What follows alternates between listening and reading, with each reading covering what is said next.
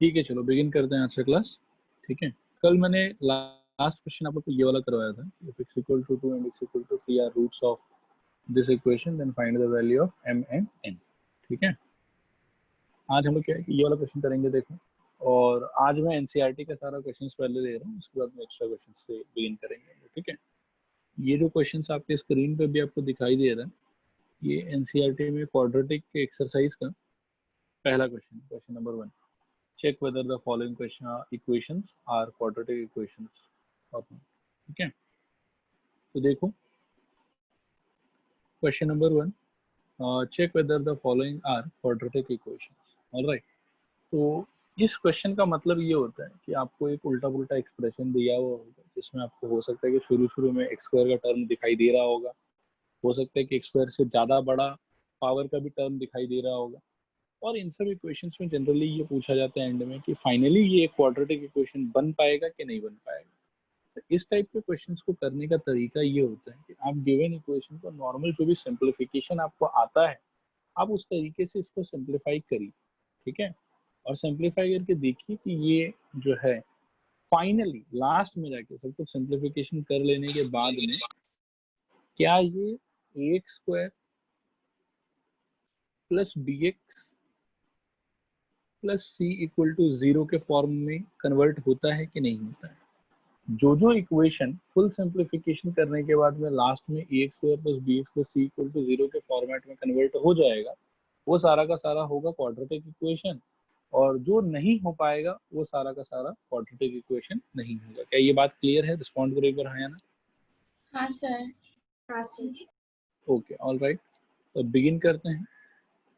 देखो, सबसे पहला वाला बच्चों हम लोग को दिया हुआ है एक्स प्लस 1 का होल स्क्वायर। मैं इसको सिंप्लीफाई करना स्टार्ट करता हूँ, आप लोग भी रिस्पॉन्ड कर सकते हो। क्या होगा? X square plus 2x plus 1 is equal to 2x minus 6। सब चीज को अगर मैं लेफ्ट हैंड साइड में ले आऊँ तो ये क्या हो जाएगा? X square plus 2x minus 2x और plus 1 plus 6 is equal to 0। This implies 2x से 2x कट गया, ये हो गया x square plus 7 is equal to 0। अब बताओ इसको क्वाड्रेटिक इक्वेशन बोलेंगे कि नहीं बोलेंगे? बोलेंगे। बिल्कुल बोलेंगे। मतलब x का हाईएस्ट पावर कितना है इसके अंदर में? 2। Therefore it is a quadratic equation. ठीक है, मतलब अभी अभी जो मैंने आप लोगों को एक थ्योरी बताया कि मतलब सिंप्लीफाई करने के बाद में ax square plus bx plus c equal to 0 मिलेगा तो हम क्वाड्रेटिक इक्वेशन बोलेंगे। इसमें मैं एक दो पॉइंट और ऐड ऑन कर देता हूँ कि अगर ax square plus bx plus c equal to 0 मिलेगा तो भी क्वाड्रेटिक इक्वेशन बोलोगे। अगर सपोज करो कि ax square plus c equal to 0 मिलेगा तो भी उसको क्वाड्रेटिक इक्वेशन बोलोगे। कल से अगर आपको याद होगा, इसको हम लोग बोलते थे स्टैंडर्ड फॉर्म, और ये वाले को हम लोग बोलते थे प्योर क्वाड्रेटिक इक्वेशन। ये याद है कल मैंने एक्सप्लेन किया था? हाँ सर। हाँ सर। हाँ सर। फर्स्ट लेक्चर में ये चीज रिपीट कर दिया था। तो ये वाला जो इक्वेशन हम लोग को अभी मिला है एक्स स्क्वायर प्लस 7, वो क्या है कि प्योर क्वाड्रेटिक इक्वेशन के साथ में रिजेंबल कर रहा है। और हालांकि मेन लॉजिक यही है कि एंड में अगर हाईएस्ट पावर ऑफ एक्स जो है वो अगर 2 होगा तो क्वाड्रेटिक इक्वेशन उसको बोलेंगे हम लोग। क्लियर है यहाँ तक? रिस्पॉन्ड करो हाँ या हाँ सर। सर हम लोग को यहाँ पे लिखना है क्या it is also pure quadratic equation? नहीं, वो नहीं लिखना, बस it is a quadratic equation लिख के छोड़ देंगे हम लोग। ठीक है, हाँ सर। ओके। नेक्स्ट देखो, रोमन नंबर 2, इसमें अगर सिंप्लीफाई करें हम लोग तो क्या मिलेगा हम लोग को? X square minus 2x is equal to minus 6 plus 2x। Simplify करोगे तो एक्स स्क्वायर माइनस 4x और प्लस 6 इज इक्वल टू 0। हर एक चीज को अगर लेफ्ट हैंड साइड में लाते हो तो ये वाला फॉर्मेट बन जाएगा। क्या ये क्लियर हुआ सबको? रिस्पॉन्ड करो हाँ। हाँ सर। हाँ सर। तो क्या क्लेम करेंगे कि therefore it is a quadratic equation. ठीक है, नेक्स्ट इसके बाद में इसी का और भी पार्ट्स हैं, टोटल 8 पार्ट है इसका, एक एक करके सारा करेंगे। नेक्स्ट देखो क्वेश्चन नंबर 3 आपके स्क्रीन पे। ठीक है, सेम ही पैटर्न का है। इसको अगर आप मल्टीप्लाई करके ब्रेक करते हो क्या निकलेगा? X square plus x minus 2x minus 2 is equal to x square plus 3x minus x minus 3। Respond करो, ये आया समझ पूरा का पूरा या नहीं आया समझ? आगे आगे सर। आगे sir. Okay, x square minus x minus 2 is equal to x square plus 2x minus 3। अब क्या है कि हर एक चीज को जब आप लेफ्ट साइड में लाओगे, इस बार आप देखोगे कि एक्स स्क्वायर और एक्स स्क्वायर तो कट ही जाएगा, ठीक है। ये कुछ ऐसा हो जाएगा, x square minus x square minus x minus 2x minus 2 plus 3 is equal to 0। देखो ये लाइन क्लियर हुआ सबको? रिस्पॉन्ड करो हाँ या ना। हाँ सर। सर तो हम लोग बाकी चीज को लाएंगे ही क्यों, जब हमें पता है कि एक्स स्क्वायर माइनस हो ही जाएगा तो क्वाड्रेटिक रहेगा ही नहीं, तो बाकी लाएंगे ही नहीं। मतलब ठीक है, लेकिन एक प्रोटोकॉल है कि हर एक चीज को सिंप्लीफाई करके आप लास्ट में जो है ये वाला फॉर्म ऑब्टेन करने का ट्राई करोगे ना, a x square plus b x plus c is equal to 0। उसके लिए क्या है कि एक तरफ तो आपको 0 चाहिए होगा, और जिस तरफ आपको 0 चाहिए होगा तो उसके लिए क्या है कि पूरा का पूरा खाली तो करना ही पड़ेगा वहां से, ठीक है। तो ये एक प्रोटोकॉल जैसा है कि मतलब हर एक चीज को लेफ्ट हैंड साइड में ले आओ, और उसके बाद में लास्ट में अगर एक्स स्क्वायर का टर्म बचा और उससे ज्यादा हाईएस्ट पावर का कोई टर्म नहीं हुआ उसके अंदर, तब ठीक है कि वो क्वाड्रेटिक इक्वेशन बन जाएगा। और अगर एक्स स्क्वायर खुद ही कैंसिल हो गया तो लास्ट में अभी जैसे यहाँ पर बचेगा, देखो क्या, minus 3x plus 1 equal to 0। अब ये जैसे क्वाड्रेटिक इक्वेशन से रिजेंबल नहीं हो रहा, तो ठीक है। और आगे के क्वेश्चन में आप देखोगे कुछ जगहों पे एक्स स्क्वायर बच भी जाएगा, ऐसा नहीं कि नहीं बचेगा हर जगह, ठीक है। ये क्लियर हुआ सबको? रिस्पॉन्ड करो एक बार। हाँ sir. Yes, sir. Therefore it is a quadratic equation। और लेफ्ट हैंड साइड में ला के इक्वेशन सिंप्लीफाई करना, ये स्टैंडर्ड प्रोटोकॉल है, आप लोग इससे पीछे नहीं हट सकते हैं, ठीक है। It is not oh sorry, क्या बोल दिया, it is not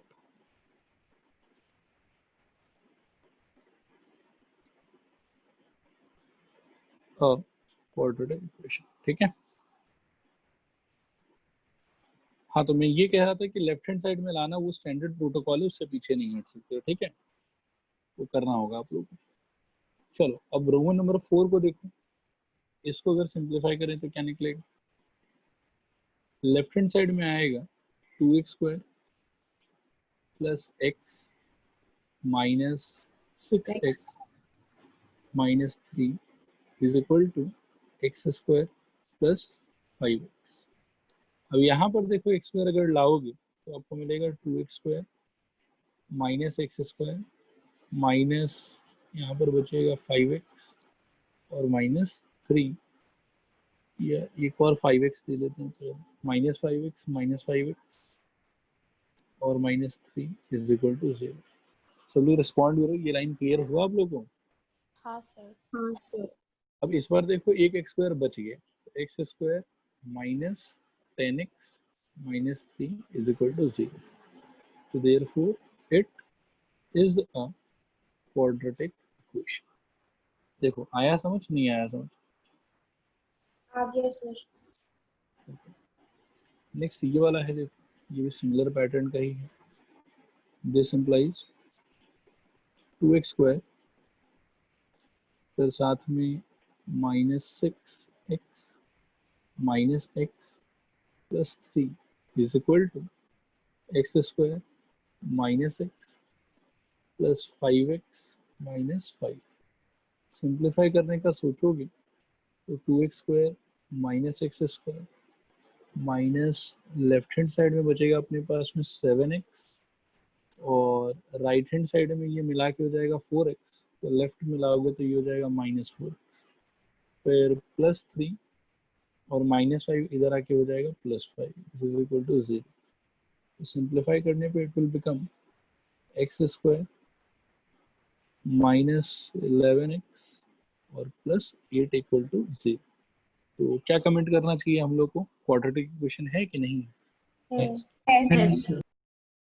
it is a quadratic equation, ठीक है।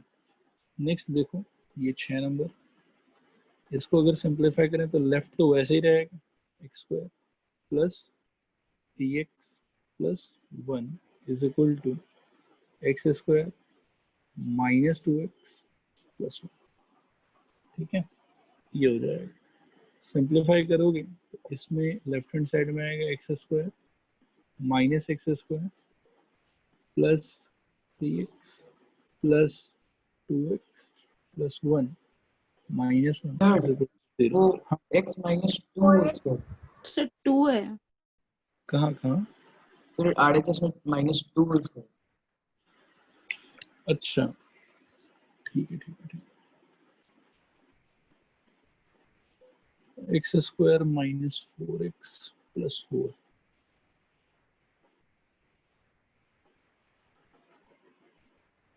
इसके चक्कर में हो जाएगा प्लस 4x और यहाँ पर हो जाएगा माइनस 4। देखो तो अब करेक्ट है।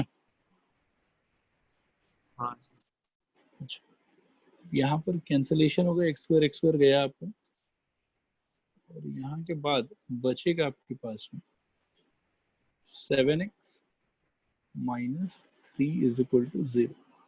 क्या कमेंट करते हो, होगा क्वाड्रेटिक कि नहीं होगा? नहीं होगा।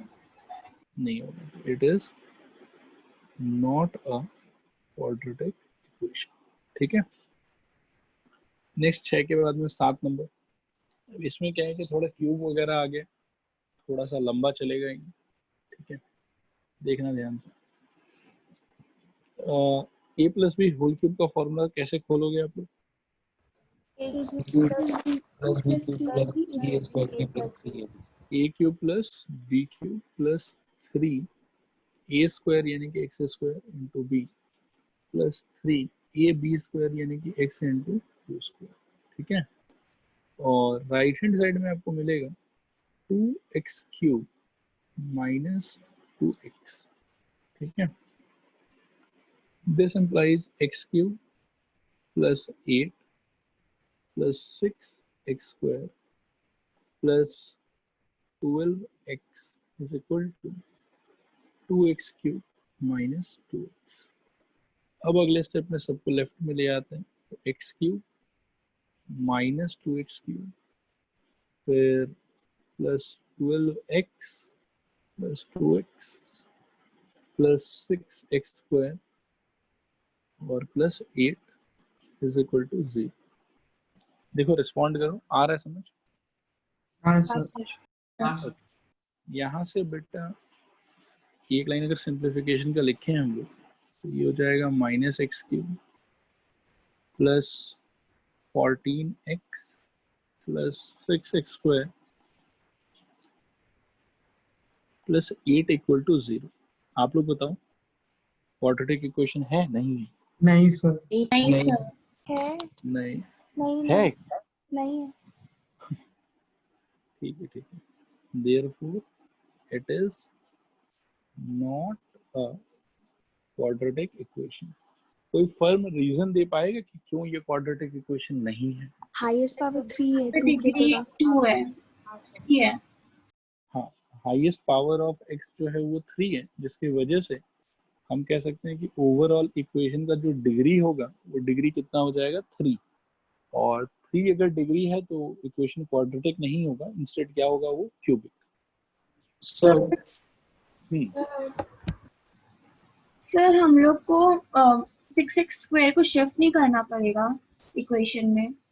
नहीं, वो आप कोई भी फॉर्मेट में लिखो, वैसे स्टैंडर्ड प्रोसीजर कह सकते हो कि ठीक है, डिक्रीजिंग ऑर्डर में अगर आप लिखो तो अच्छा लगता है देखने में। बाकी अपार्ट फ्रॉम दैट इस ऑर्डर में भी छोड़ते हो तो कोई इसमें बुराई नहीं। ठीक है सर। बाकी ठीक है। सर हाँ बोलो। सर अगर x square is equal to 0 है तो वो भी क्या क्वाड्रेटिक होगा? मतलब x square is equal to 0। सिर्फ एक्स स्क्वायर इक्वल टू 0, हाँ वो भी क्वाड्रेटिक होगा, उसका 2 रूट होगा 0,0। Okay sir. चलो ये वाला देखो,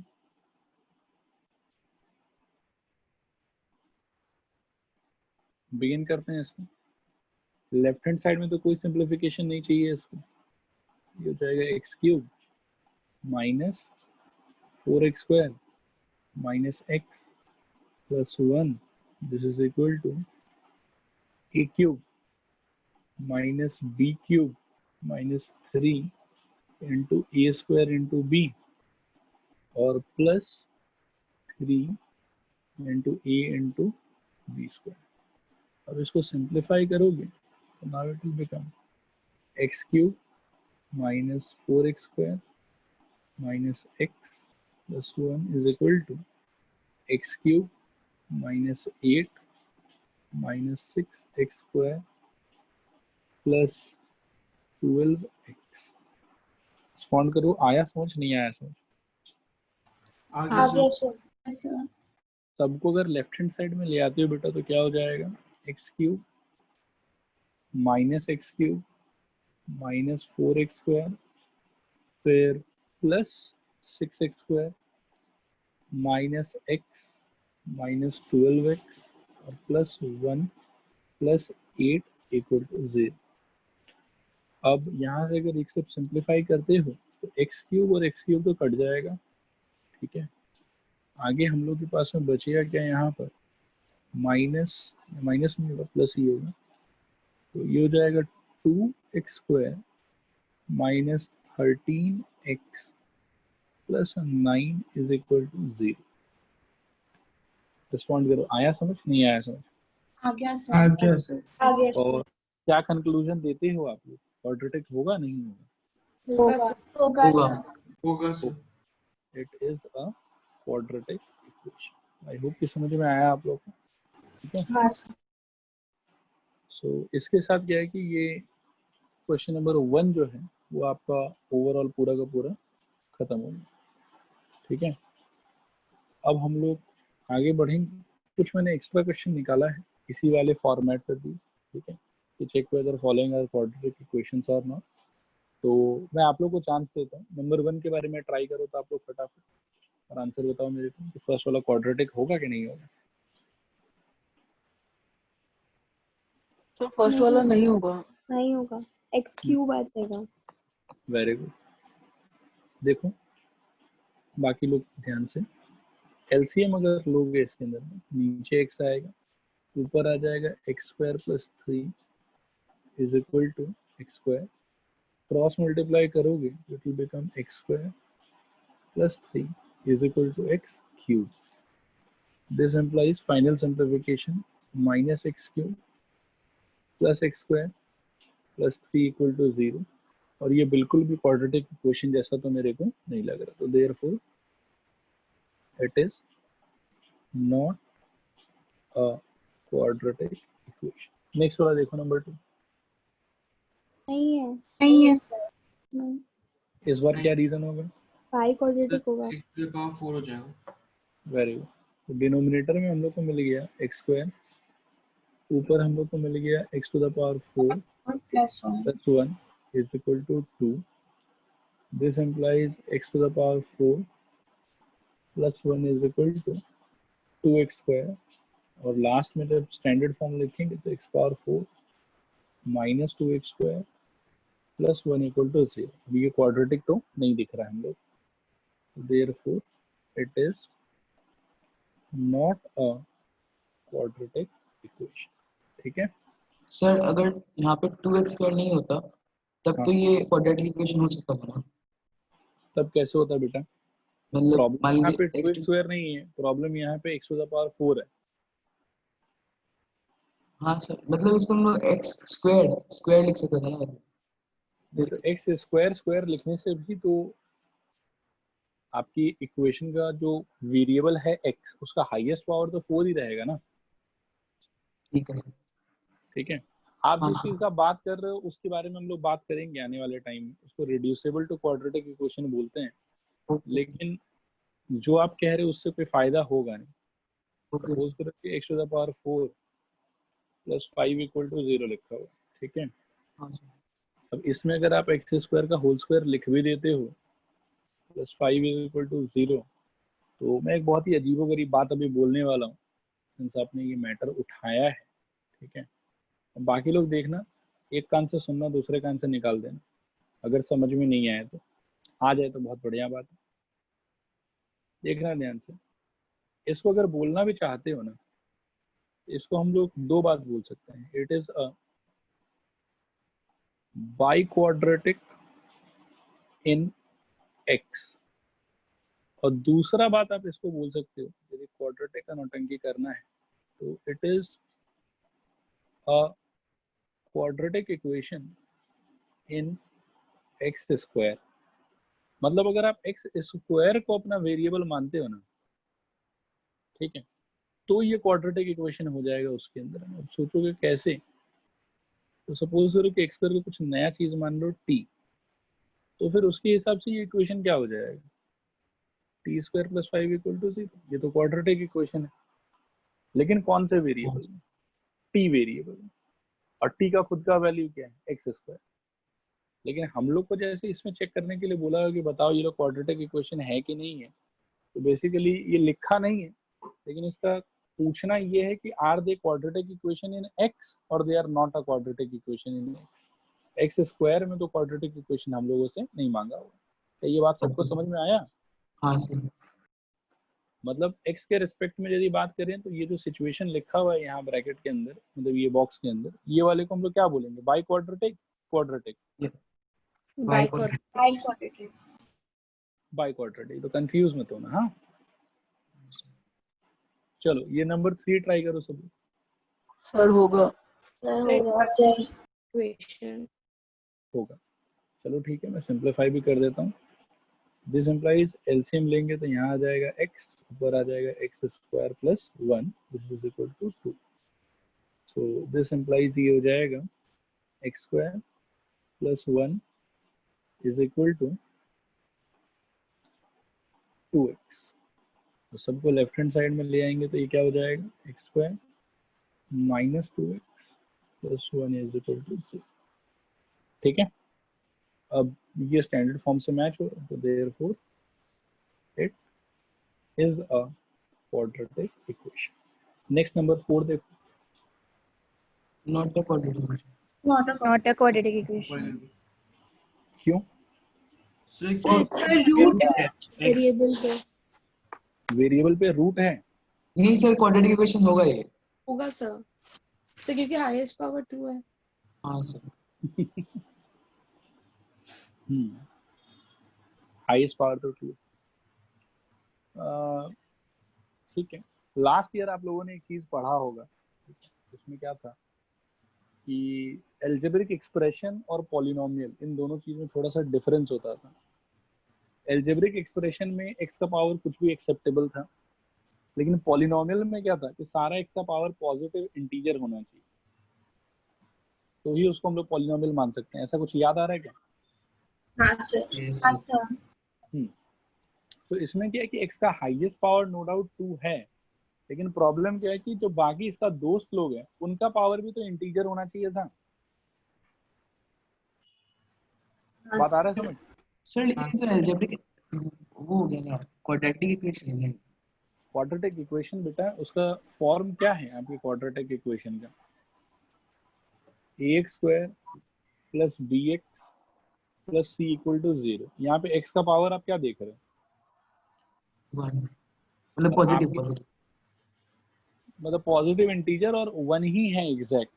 ठीक है, मतलब आप ऐसा सोचो कि यहाँ पे 3x है एक्चुअली, पहले x का पावर तो 2 है, दूसरे x का पावर 1 है, और c के साथ जो x है उसका पावर 0 है, कुछ नहीं है तो 0 होगा पावर। ठीक है, तो उस हिसाब से अगर आप देखो तो सारा का सारा x का पावर क्या है, इंटीजर है, वो पॉजिटिव इंटीजर। ये जो थर्ड वाला क्वेश्चन मैंने आपसे पूछा, इसमें ये जो मिडिल वाला टर्म है, ये वाला, इस टर्म में जो ये x लिखा हुआ है, ये क्या लिखा हुआ है, रूट x लिखा हुआ है। अब रूट x लिखने के चक्कर में इसका जो पावर है वो इंटीजर रहा कि फ्रैक्शन हो गया,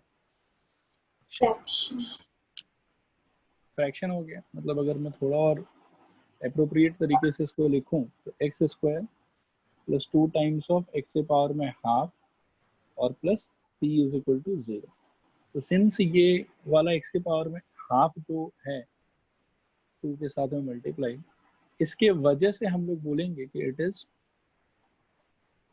नॉट अ क्वाड्रेटिक इक्वेशन। देखो आया समझ, नहीं आया समझ? आ गया सर। आगे सर। ऑलराइट, तो थोड़ा मतलब केयरफुल रहना इन सब क्वेश्चंस में। वैसे तो इजी ही होता है, बस देख के आंसर करना होता है, लेकिन स्टिल गलती नहीं करना। हाँ, ये एक बार मैं और पूछता हूँ, ये पूरा का पूरा थॉट प्रोसेस क्लियर है सबको? रिस्पॉन्ड करो एक बार, हाँ या ना? हाँ सर। ओके, अब मेरे को याद दिलाओ कि एक क्वाड्रेटिक इक्वेशन का नंबर ऑफ सॉल्यूशन कितना होता था? मैक्सिमम 2। 2। मैक्सिमम 2 नहीं बेटा, एग्जैक्ट 2। ठीक है, क्वाड्रेटिक इक्वेशन का हमेशा 2 सॉल्यूशन होना ही होना चाहिए। ठीक है, तो 2 सॉल्यूशन होता था। अब में हम लोग बात करेंगे कितना तरीका है उसको फाइंड करने का। तो एक क्वाड्रेटिक इक्वेशन के सॉल्यूशन तो होगा 2, और उस 2 सॉल्यूशन को या उस 2 रूट को फाइंड करने का टोटल तरीका है अपने पास में 3। यहाँ देखो, there are 3 methods of finding roots और solutions of a quadratic equation. क्या क्या मेथड देख लेते हैं। पहला मेथड है method of middle term factorisation, दूसरा मेथड है मेथड ऑफ कंप्लीटिंग स्क्वायर, और तीसरा मेथड है फॉर्मूला मेथड। ऑफिशियली सही बताऊं तो इस बार आप लोग के सिलेबस में पहला वाला है, तीसरा वाला है, और दूसरा वाला आपके सिलेबस से हट गया है, लेकिन स्टिल मैं दूसरा वाला भी थोड़ा सा आप लोगों को बता दूंगा कि उसको कैसे अप्लाई किया जाता है। ठीक है, ताकि आप लोग को फ्यूचर में प्रॉब्लम ना हो। क्या यहाँ तक ये तीनों मेथड का नाम क्लियर है? हाँ सर। इन तीनों मेथड का पर्पस क्लियर है, क्या चीज के लिए यूज होता है ये लोग? सर ओके, तो ठीक है, हम लोग अपने पहले मेथड पे आते हैं, method of middle term factorization. वैसे देखो, ऑफिशियली इस मेथड सबको मालूम ही होता है, फिर भी मैं जो स्टैंडर्ड ऑपरेटिंग प्रोसीजर है इसका कि कैसे काम करते हैं इस पे, वो एक बार आप लोगों के साथ में डिस्कस कर लेता हूँ, ताकि मतलब किसी के अगर माइंड में गलत प्रोसेस है तो वो हट जाए। देखना ध्यान से,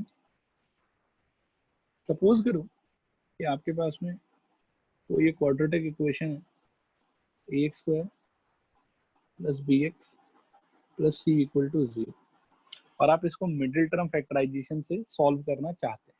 ठीक है, तो मिडिल टर्म फैक्टराइजेशन से इसको सॉल्व करने के लिए एक स्टैंडर्ड सोचने का तरीका है, स्टेप बाय स्टेप, कि पहले ये सोचो, फिर ये सोचो, फिर ये सोचो।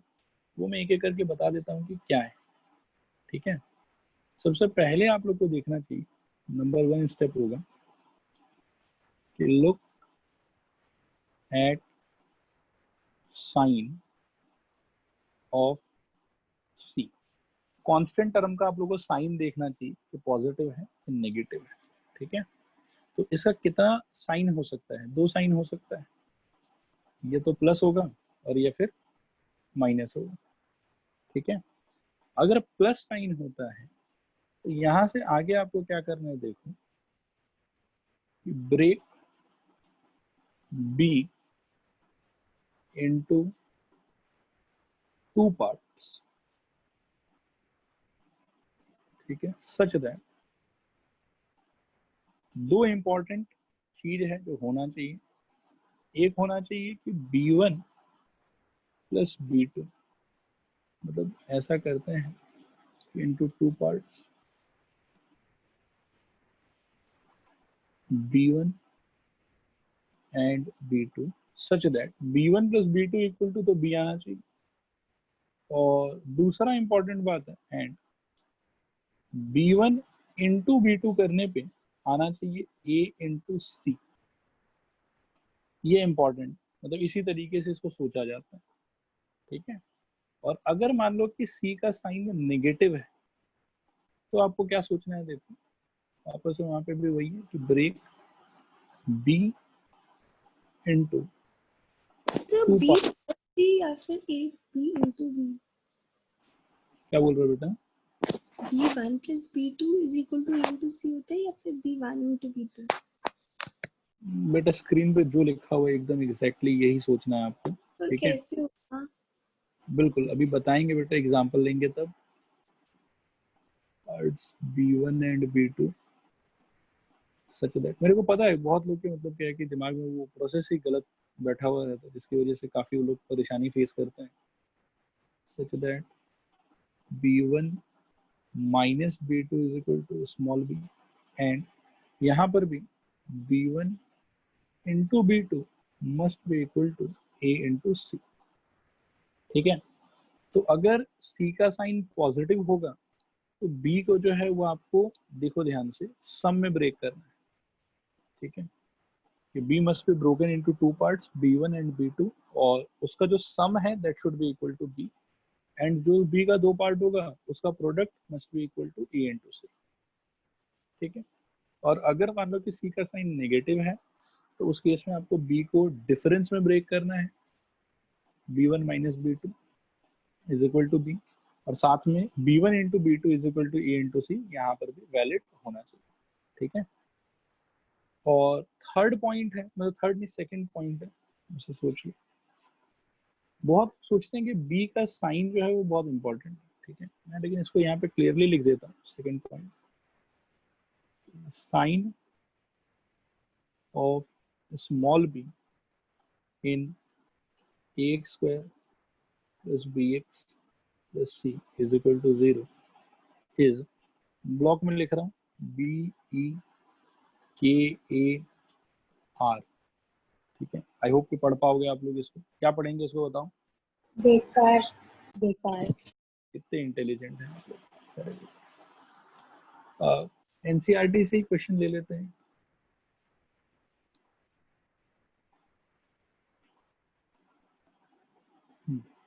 सपोज करो ये रहा,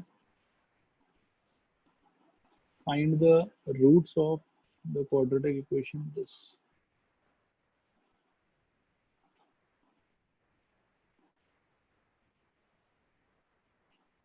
देखो ध्यान से,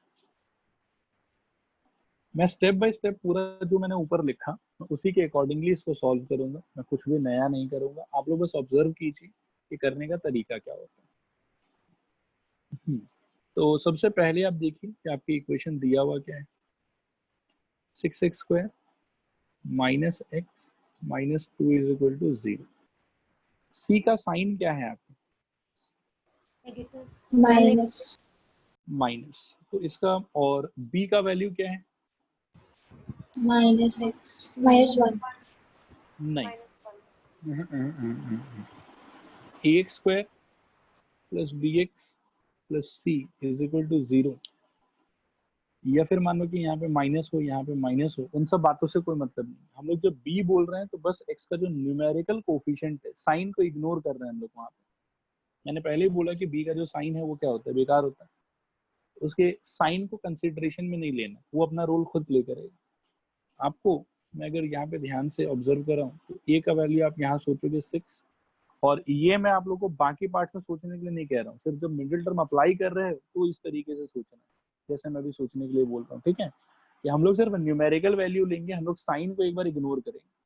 साइन का जो रोल है वो खुद ही अपने आप से प्ले कर लेगा, उसके लिए टेंशन नहीं लेना हम लोग। तो ए हम लोग यहाँ पे 6 सोचेंगे, बी हम लोग एक बार के लिए 1 सोचेंगे, और सी हम लोग एक बार के लिए 2 सोचेंगे। बी का साइन नेगेटिव, सी का साइन नेगेटिव, और ए का साइन पॉजिटिव, ठीक है। देखो तो ये सोचना समझ में आया? हाँ सर। और ये सोच कहाँ के लिए लगाओगे? सिर्फ और सिर्फ मिडिल टर्म फैक्टराइजेशन के टाइम पे। बाकी टाइम पे कोई अगर पूछेगा कि बी क्या है यहाँ पर तो -1 है, और सी क्या है यहाँ पर तो -2, लेकिन मिडिल टर्म के टाइम पे साइन को इन्वॉल्व मत करना, सिर्फ आप न्यूमेरिकल वैल्यू पे फोकस करना, ठीक है।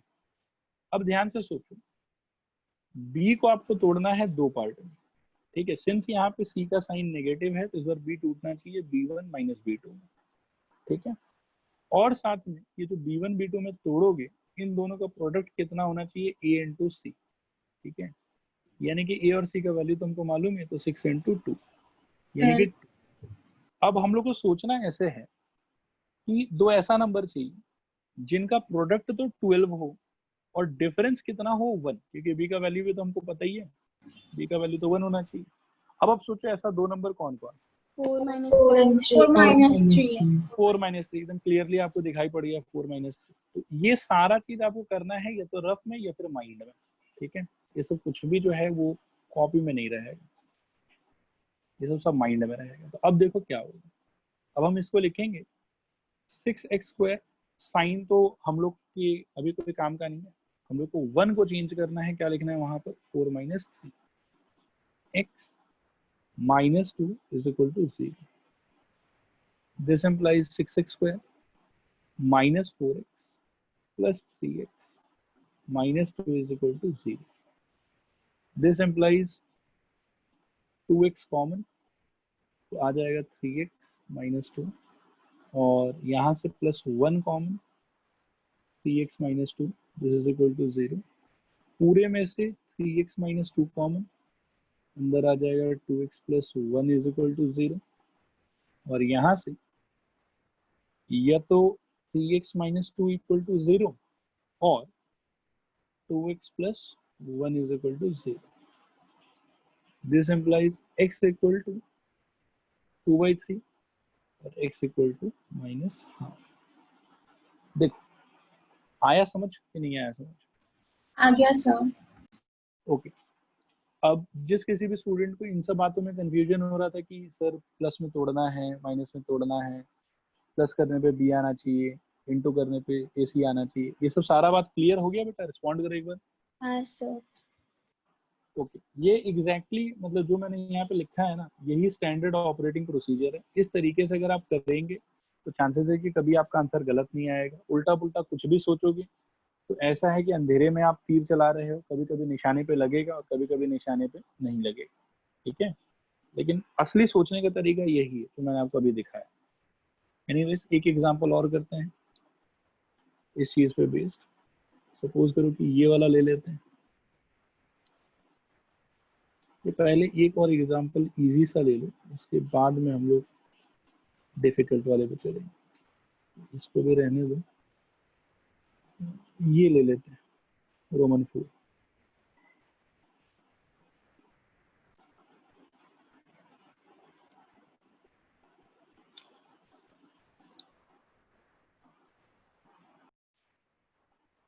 चलो ठीक है, हम लोग देखते हैं इसको।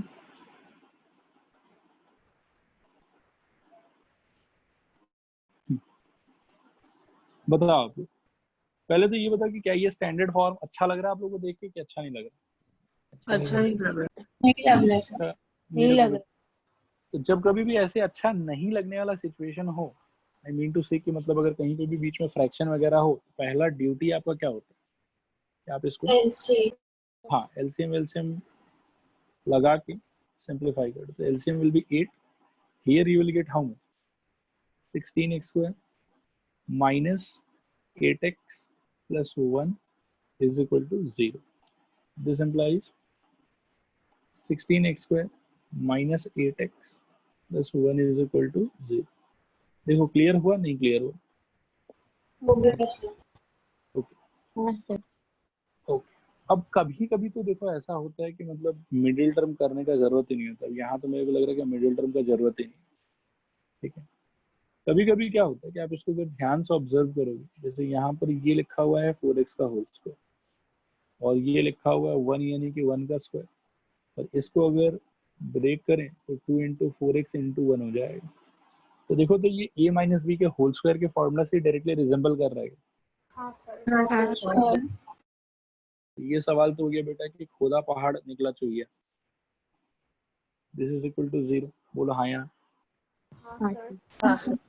और ये जो होल स्क्वायर इक्वल टू 0 है, तो इसको आप ऐसे सोचना 4x minus 1 into 4x minus 1, क्योंकि दो फैक्टर तो बनेगा ही बनेगा, ठीक है? यहाँ से वही either 4x minus 1 equal to 0 और 4x minus 1 equal to 0, this is equal to 0 और 4x minus 1 equal to 0. This implies x equal to 1/4 और x equal to 1/4, ठीक है? तो यही आपका फाइनल आंसर है कि therefore x equal to 1/4, 1/4। इसमें तो खैर मिडिल टर्म का जरूरत ही नहीं पड़ा हम लोग, ठीक है? मतलब ये चीज का थोड़ा सा ध्यान रखना आपको कि बीच बीच में कभी कभी ऐसा आपके लिए भगवान का आशीर्वाद आएगा कि जो इक्वेशन है वो directly a plus B whole square या a minus B whole square को रिजेंबल करेगा, और अगर ऐसा करता है तो वहाँ पे मिडिल टर्म का ड्रामा नहीं करेंगे हम लोग, डायरेक्टली कर देंगे काम को। क्लियर है? रिस्पॉन्ड करेगा?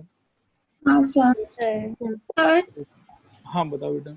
सर अगर रूट्स रिपीटेड हुआ तो हम लोग को 2 बार लिखना पड़ेगा ना उसको नीचे? हाँ बिकॉज देखो मैंने पहले ही बोला कि क्वाड्रेटिक इक्वेशन का एग्जैक्टली कितना रूट होना चाहिए, 2 रूट होना चाहिए। तो रिपीटेड भी अगर है तो 2 बार आपको लिखना ही पड़ेगा, क्योंकि एक बार आप लिख रहे हो मतलब उसका एक ही रूट लिख रहे हो आप, ठीक है? रिपीटेड भी है तो 2 बार लिख के और उसको मतलब बता दो कि भैया ठीक है रिपीटेड है। ठीक है सर। हाँ हाँ बेटा, सर हम अभी लीव कर चलो बाकी लोग देखो यहाँ पर, ये वाला क्वेश्चन करते हैं, इसमें मिडिल टर्म लगेगा, ठीक है। और आप लोग स्टैंडर्ड प्रोसीजर पे अच्छे से फोकस करें। तो प्रोसीजर के पहले आप बताओ कि यहाँ पर अगर मैं रफ वर्क के बारे में सोचना चाहूँ तो मैं ए किसको इमेजिन करूँ? 3 2 2 2 बी किसको इमेजिन करूँ 1 और सी किसको इमेजिन करूँ? 6 माइनस को इन्वॉल्व मत करो, मैं बार बार बोल रहा हूँ कि मिडिल टर्म लगाते समय आप क्या है कि साइन वाइन को इन्वॉल्व मत करो, सिर्फ न्यूमेरिकल वैल्यू पे फोकस करो कि नंबर क्या है। सर सी का वैल्यू में भी साइन इन्वॉल्व नहीं करना। हाँ, किसी में भी साइन इन्वॉल्व मत करो, क्योंकि साइन का जो रोल है वो हम लोग अलग से प्ले करते हैं, ठीक है, साइन को इसमें इन्वॉल्व नहीं करते। तो सी भी एक बार के लिए हम लोग क्या सोचेंगे यहाँ पर 6। अब सी का जो साइन है वो आप क्लियरली देख सकते हो कि नेगेटिव है, बी का साइन पॉजिटिव है और ए का साइन पॉजिटिव है। ट्रूली स्पीकिंग ए के साइन का और बी के साइन का तो कोई पर्पस ही नहीं है, कोई यूज ही नहीं है। यूज एक्चुअली है अगर किसी का तो किसके साइन का है, सी के साइन का। अब सी का साइन अगर नेगेटिव है तो आप इमेजिन करो कि बी को जो आप दो पार्ट में ब्रेक करोगे वो डिफरेंस ऑफ टू नंबर होना चाहिए कि सम ऑफ टू नंबर होना चाहिए? डिफरेंस होना चाहिए, b1 - b2। और b का खुद का वैल्यू एग्जैक्टली कितना लेना है मेरे को? 1 ही लेना है। तो डिफरेंस उन दोनों नंबर का कितना होना चाहिए? 1 होना चाहिए, ठीक है। और जो इन दोनों नंबर का b1 b2 का प्रोडक्ट है वो किसके बराबर होना चाहिए? AC के, a इंटू सी। और a इंटू सी हमारे सिचुएशन में कितना आएगा? अभी 12 आएगा। 12 आ रहा है समझ के नहीं आ रहा समझ? आ रहा है सर। तो अब वापस से ये तो शायद वही वाला सिचुएशन होगी, 4 और 3 ले सकते हैं, है ना? हाँ तो 2x स्क्वायर प्लस यहाँ पर अंदर क्या लिख सकते हो आप? 4 - 3 into x - 6 is equal to 0। This implies 2x square plus 4x minus 3x minus 6 is equal to 0। यहाँ से पहले दो टर्म से आप कॉमन क्या ले सकते हो? 2x। अंदर क्या बचेगा? x plus 2। बाकी दो टर्म से -3, अंदर क्या बचेगा? x plus 2। This is equal to 0। This implies x plus 2 into 2x minus 3, this is equal to 0। तो या तो x प्लस 2 इक्वल टू 0 और या फिर 2x minus 3 equal to 0। x equal to या तो आएगा -2 और या फिर आएगा 3/2। देखो आया पूरा प्रोसेस समझ में कि नहीं आया समझ? हाँ सर। आगे सर। और बार बार कह रहा हूँ बेटा, कुछ भी दूसरा मत सोचना, सोचोगे गलती होगा, ठीक है, परेशानी होगा, तो मत करना ऐसा। नेक्स्ट हम लोग चलो एक सवाल और लेते हैं, इसका 5th नंबर। 5th नंबर भी लेकिन वापस से a - b का होल स्क्वायर है। नंबर 1 ले लेते हैं।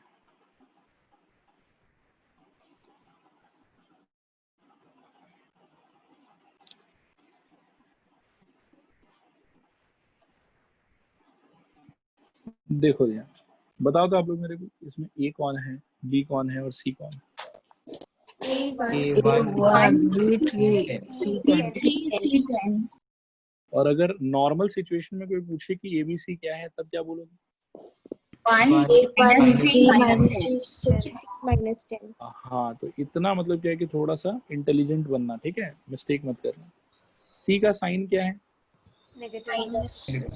Minus.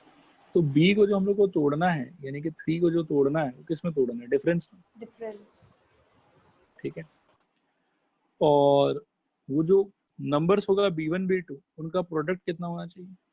10 AC, A into C यानी कि 10, ठीक है। चलो अब इमेजिन करो कि दो नंबर जिसको इंटू करने पे तो 10 आए लेकिन सब्ट्रैक्ट करने पे एक दूसरे से 3 है, क्या हो सकता है? 5 and 2 5। तो देखो एक्स स्क्वायर, बी का जो माइनस है वो चुपचाप बाहर पड़ा रहने दो, अपने आप ही अपना काम कर लेगा, आपको चिंता नहीं करना उसके लिए। आपको 3 की जगह पे लिखना है 5 - 2 x minus 10 is equal to 0। तो x square minus 5x plus 2x minus 10 is equal to 0। x common, x minus 5 plus 2 common, x minus 5. This is equal to 0. This implies x minus 5 into x plus 2 is equal to 0. This implies x equal to 5 और x equal to minus 2. देखो clear हुआ नहीं clear हुआ? हो गया sir. हो गया sir. पक्का ना? हाँ सर। हाँ सर। अब मिडिल टर्म का पूरा प्रोसेस भी अच्छे से क्लियर है कि सिर्फ ये सोल्यूशन क्लियर है? सर क्लियर है मिडिल टर्म। ओके ठीक है, तो इसको मैं वापस एक लाइन यहाँ खींच देता हूँ, ज़्यादा फर्क रहेगा आप लोग। ठीक है, अब थोड़ा सा रूट वाला एक दो एग्जाम्पल लेते हैं।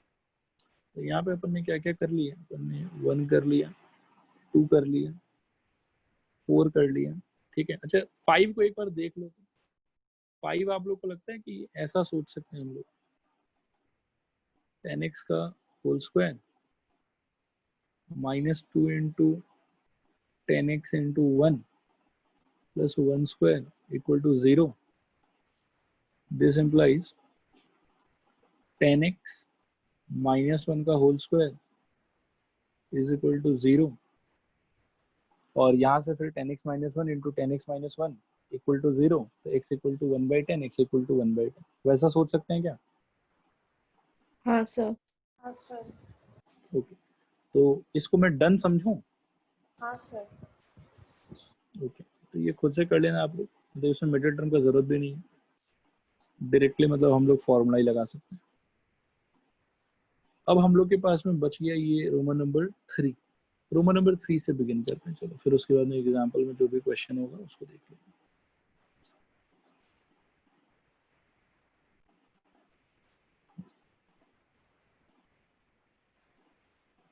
और हम लोग स्टेप बाय स्टेप जो भी प्रोटोकॉल हमने सीखा है, हम उस प्रोटोकॉल को ही फॉलो करेंगे, मतलब कुछ अपने तरफ से अलग दिमाग नहीं लगाएंगे। ठीक है, सबसे पहले आप लोग बताओ कि प्रोटोकॉल के हिसाब से ए क्या है यहाँ पे? रूट 2। बी क्या है आपके लिए? 7 7। सी क्या है आपके लिए? 5 और मोस्ट इम्पोर्टेंट चीज कि सी का साइन क्या है? Positive plus plus. प्लस। तो ये है plus.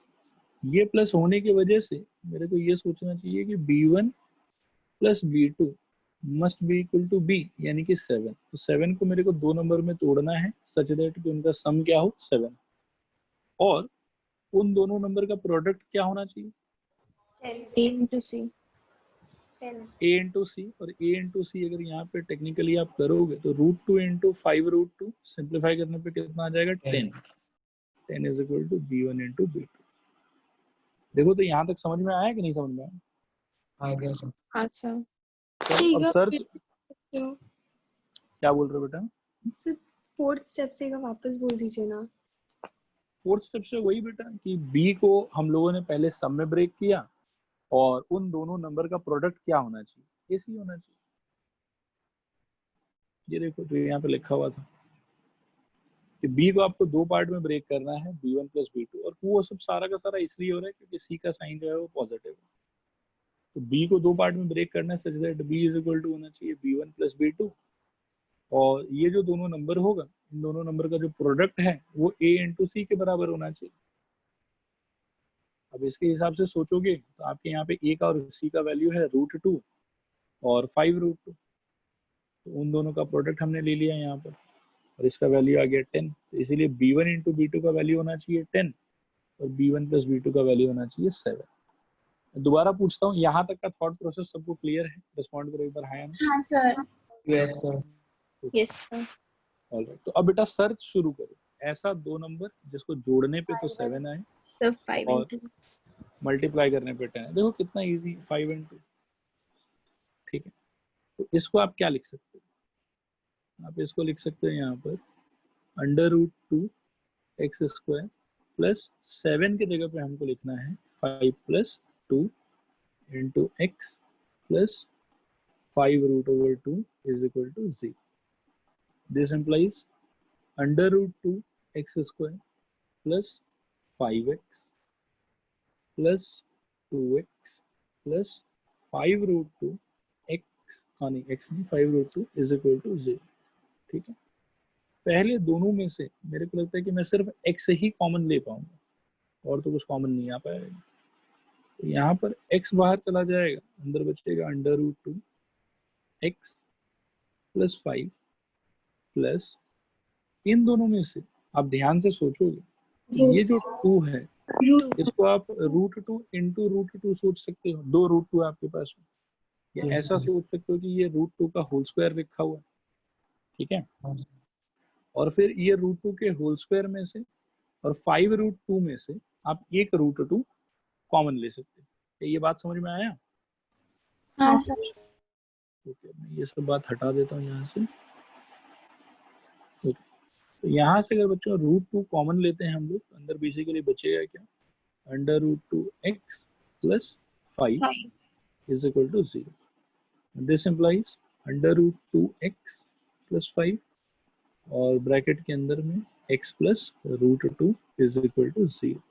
Now either first factor equal to 0, यानी कि √2 + √2x + 5 = 0, और सेकेंड फैक्टर यानी कि x + √2 = 0। तो दिस इम्प्लाइज x = -5/√2, ये एक पॉसिबिलिटी है, या फिर x = -√2, ये एक पॉसिबिलिटी है। तो देयरफॉर x = -5/√2 और -√2। रिस्पॉन्ड करो, पूरा आया समझ के नहीं आया समझ? आगे सर। आगे सर। आगे सर। और प्रोसेस आप लोगों को बहुत डिफिकल्ट लग रहा है कि एकदम ठीक लग रहा है, एकदम इजी लग रहा है? सर इजी एकदम इजी। एकदम इजी है बेटा, बस वही है कि ध्यान रखना है, फोकस्ड रहना है आपको, ठीक है। चलो मैं वापस से यहाँ एक लाइन खींच देता हूँ, ये जो है ये रफ वर्क हमने किया है। एनीवेज एक और एग्जांपल लेते हैं, मतलब ये तो कंप्लीट हो गया नंबर 3। एक और एग्जांपल ले लेते हैं, ये वाला 5 नंबर। ये 4 हमने कर लिया, अब बस 5 बचा हुआ है। 5 आज के लिए लास्ट क्वेश्चन लेंगे हम लोग, बाकी फिर कल देखेंगे।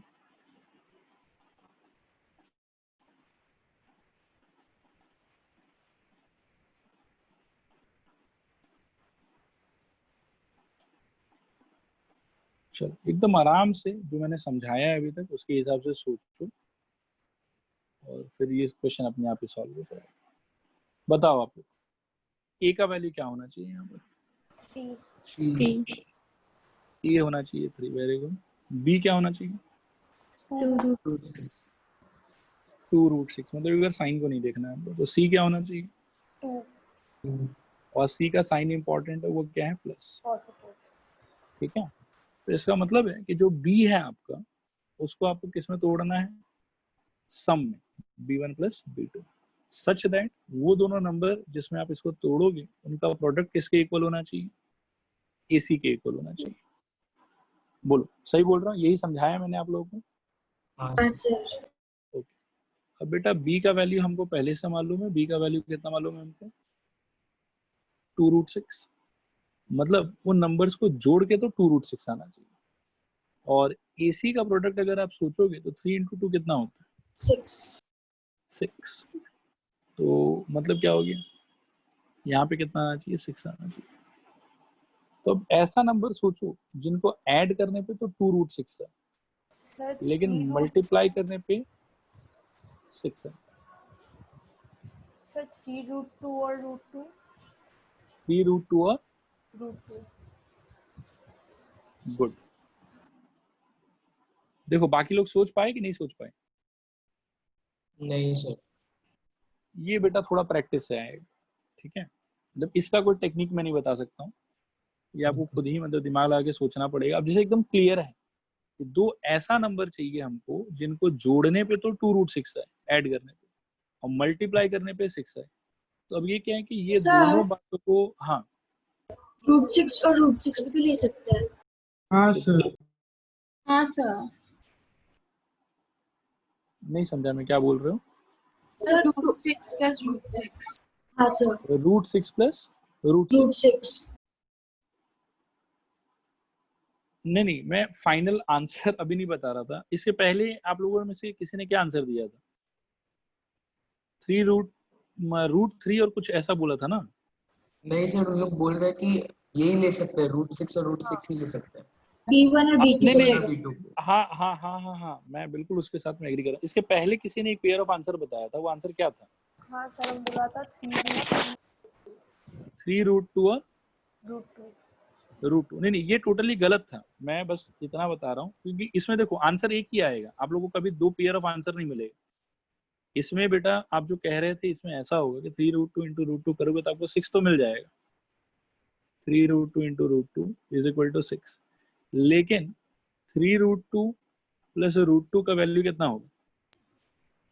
4√2। सम तो 2√6 नहीं आ रहा ना, हाँ तो सर। मतलब ये जो पेयर का चॉइस है ये गलत है। ठीक है, मैं बस ये बता रहा हूँ कि जो सोचना है ना इसके बाद जो नंबर सोचना है उसका कोई टेक्नोलॉजी नहीं है, मैं वो बोल रहा हूँ। मतलब इतना तक अपन क्या है कि सोच सकते हैं, इसके बाद में आपको ट्रायल एंड एरर से ही B1 और B2 को ट्राई करना पड़ेगा कि कौन सा value of B1 and B2 इन दोनों कंडीशन को सेटिस्फाई कर रहा है। मैं वो कहना चाह रहा हूँ, ये बात समझ में आया? हाँ सर।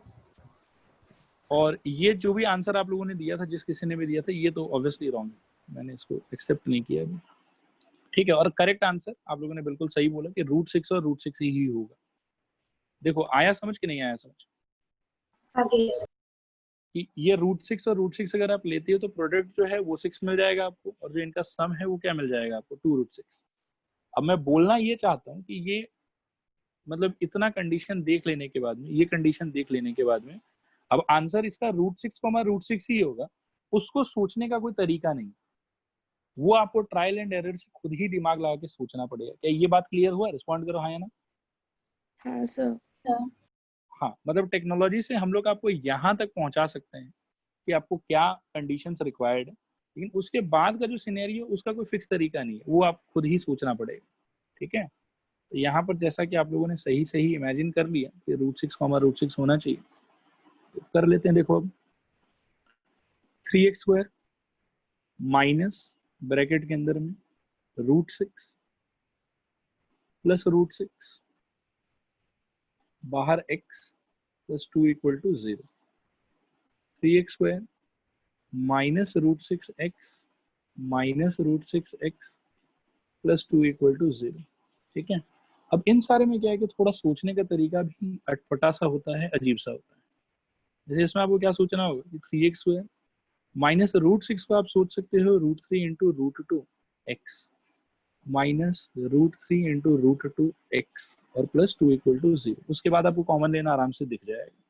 और जैसे पहले दो में से आप चाहो तो आप √3 टाइम्स ऑफ x कॉमन ले सकते हो, तो अंदर बचेगा x माइनस √2। और दूसरे वाले में से आप कॉमन ले सकते हो माइनस √2, तो अंदर वापस से आपके बचेगा, अच्छा फर्स्ट वाले में मैंने थोड़ा सा गलती कर दी है, हाँ √3x होगा, √3x, एक √3 बच जाएगा, और दूसरे वाले में माइनस √2 कॉमन आ जाएगा और वहां पर भी बचेगा √3x माइनस √2। देखो ये कॉमन लेने वाला पार्ट क्लियर हुआ कि नहीं क्लियर हुआ? हाँ सर क्लियर है। सर हम नहीं समझे। कौन सा पार्ट बेटा? सर ये वो √3 इंटू √2 के लास्ट स्टेप। लास्ट स्टेप ना, लास्ट स्टेप में देखो मैं एक एक करके बता देता हूँ। इन दोनों में से x तो कॉमन आ रहा है, वो तो साफ दिखाई दे रहा है शायद आपको, हाँ सर। और यहाँ पर 3 है और यहाँ पर √3, तो 3 को तो आप √3 का स्क्वायर सोच ही सकते हो, अच्छा हाँ हाँ सर। तो इन दोनों में से पक्का √3 भी निकलेगा और x भी निकलेगा। हाँ फिर इन दोनों का अगर सोचें तो यहाँ पर मेरे को दिख रहा है कि √3 है और √2, और यहाँ पर है 2। 2 में √3 तो नहीं ला सकते हैं, लेकिन 2 को √2 का स्क्वायर तो बना ही सकते हैं, यस सर। तो उस हिसाब से माइनस √2 कॉमन आ जाएगा। अच्छा माइनस √2 का क्या लॉजिक है? तो कहने का मतलब है कि आपका ये वाला फैक्टर और यहाँ जो दूसरा फैक्टर जनरेट होगा वो एग्जैक्टली सेम होना चाहिए, तो ही आप अगले स्टेप में इसको कॉमन ले पाओगे। यस। तो अगर मैं सिर्फ √2 कॉमन लेके छोड़ देता हूँ तो मेरे को यहाँ पे क्या लिखना पड़ता? माइनस √3x, हाँ सर। लेकिन यहाँ पे इसे काउंटर पार्ट में क्या लिखा हुआ है? √3x, तो फिर तो Yes, कॉमन नहीं आ पाता ना, हाँ सर। तो इसीलिए जानबूझ के मेरे को जबरदस्ती क्या लेना पड़ा? माइनस √2। आया समझ? Yes sir. अब यहाँ से बस एक लाइन। सर हाँ बेटा, ये भी तो a minus B whole square का फॉर्म है। ये फॉर्म है बेटा, लेकिन बस एक बार के लिए, ताकि रूट में बहुत लोगों को दिक्कत होता है ना, तो इसीलिए एक बार इसको इस तरीके से दिखाया ताकि रूट का सॉल्विंग थोड़ा सा आप लोग क्लियर हो जाए। बाकी हाँ a माइनस बी के होल स्क्वायर को अगर आप ऑब्जर्व कर सकते हो आप उससे भी इसको सॉल्व कर सकते हो। ठीक है, ये जस्ट रूट का क्वेश्चन था, इसीलिए मैंने जानबूझ के ऐसे कराया था कि आप लोग को थोड़ा सा एक्सपीरियंस हो जाए कैसे किया जा सकता है। देखो क्लियर हुआ यहाँ तक? रिस्पॉन्ड करो। हाँ सर। पक्का क्लियर है ना? हाँ सर। हाँ सर। हाँ सर। एक सेकंड बस होल्ड करना, एक क्वेश्चन और मैं ले लेता हूँ आप लोगों के साथ में, अगर रूट का मेरे को मिल जाता है तो उससे क्या है कि थोड़ा सा आप लोग को मन में शांति मिल जाएगी।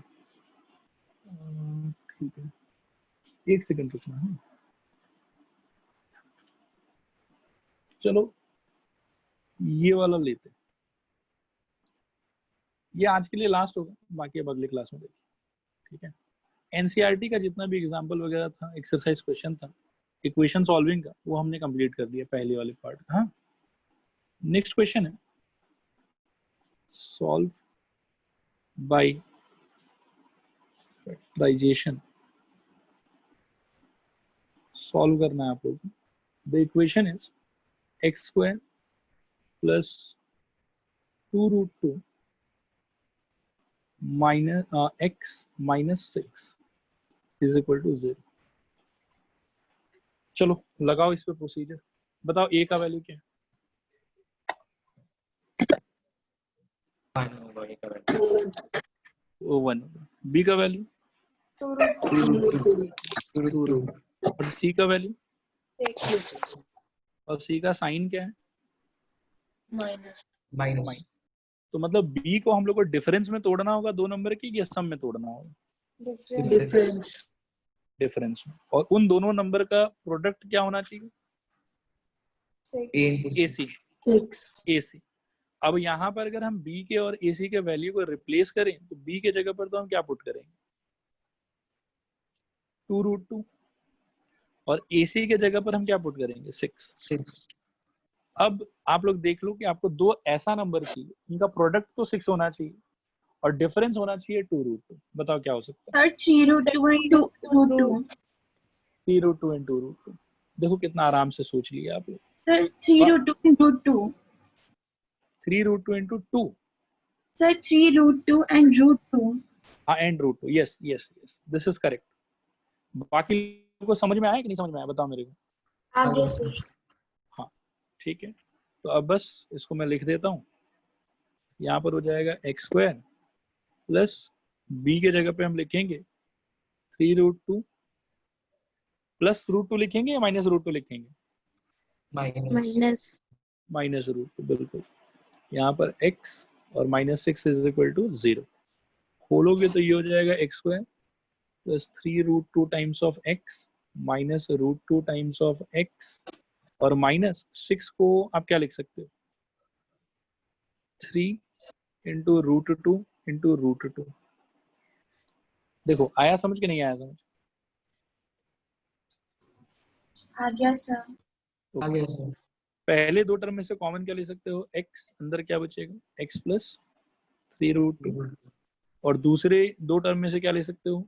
माइनस √2, अंदर क्या बचेगा? x plus 3√2। This is equal to 0। This implies x plus 3√2 into x minus √2. This is equal to 0. So either x equal to minus 3√2। अच्छा चलो मैं इसमें पूरा ही लिख देता हूँ, मतलब either x plus 3√2 equal to 0 और x minus √2 equal to 0। This implies x equal to minus 3√2, ये एक आंसर है, और दूसरा आंसर है x equal to √2। ठीक है, तो therefore x equal to minus 3√2 comma √2। देखो क्लियर हुआ 100% कि नहीं क्लियर हुआ? हो गया सर। हो गया सर। और अब ये प्रोसीजर में घबराहट तो नहीं होगा आप लोग को, ये अभी भी घबराहट है? नहीं है सर। तो यही स्टैंडर्ड तरीका है बेटा इसको करने का। ठीक है, तो आज हमने फैक्टराइजेशन मेथड डिस्कस किया। अगले क्लास में हम फैक्टराइजेशन मेथड पे बेस्ड बहुत सारा एक्स्ट्रा क्वेश्चन करेंगे। ठीक है, बहुत सारा फैंसी आइटम भी करेंगे जो आपके एग्जाम में आना पॉसिबल है। तो अगला क्लास वही कल ही होगा आप लोग का। ठीक है, आज के लिए चलो इतना ही।